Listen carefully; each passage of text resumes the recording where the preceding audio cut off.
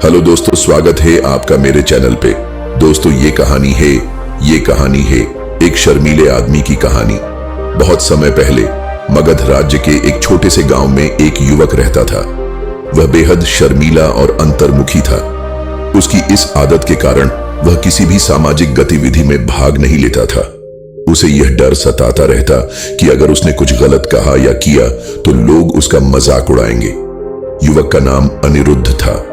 उसके मन में हमेशा यह सवाल गूंजता रहता, मैं ऐसा क्यों हूं? लोग मुझसे दूर क्यों रहते हैं? गांव में कोई भी उसकी इस समस्या को नहीं समझता था।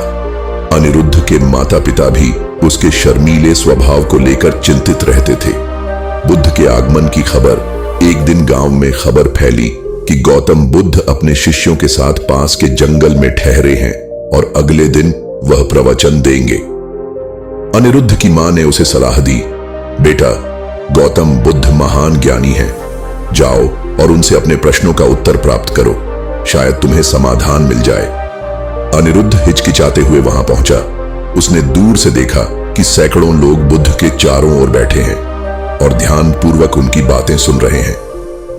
वह सबसे पीछे जाकर चुपचाप बैठ गया। बुद्ध का उपदेश। गौतम बुद्ध ने कहा, मनुष्य अपने विचारों का दास नहीं है। जो व्यक्ति अपने भीतर के डर और झिझक को पहचानकर उसे दूर करने की कोशिश करता है, वही अपने जीवन को सार्थक बना सकता है। बुद्ध की बातें सुनकर अनिरुद्ध को लगा कि वह उसके ही बारे में बात कर रहे हैं। प्रवचन समाप्त होने के बाद उसने साहस जुटाया और बुद्ध के पास गया। अनिरुद्ध और बुद्ध का संवाद। अनिरुद्ध ने हाथ जोड़कर कहा, भगवान, मैं बहुत शर्मीला हूं। मेरे भीतर हमेशा डर रहता है कि मैं जो भी करूंगा वह गलत होगा। लोग मुझ पर हंसेंगे। मैं अपनी भावनाओं को व्यक्त नहीं कर पाता।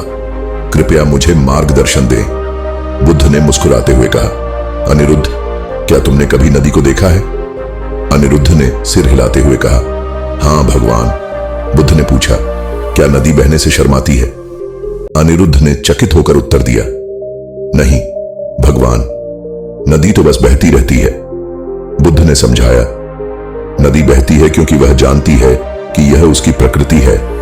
वह यह नहीं सोचती कि लोग उसे पसंद करेंगे या नहीं। ठीक इसी तरह हर व्यक्ति की अपनी विशेषता होती है।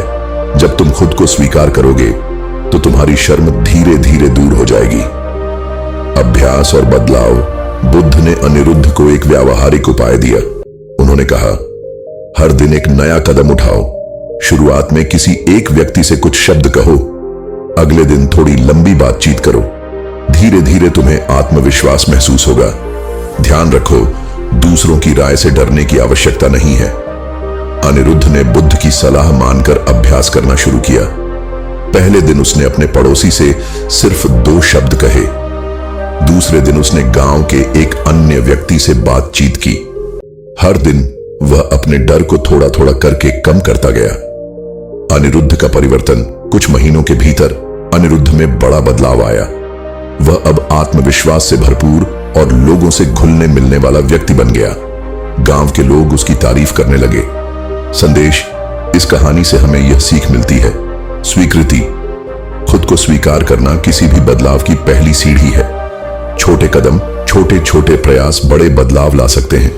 डर पर विजय। डर और झिझक केवल हमारे मन के बनाए हुए अवरोध हैं।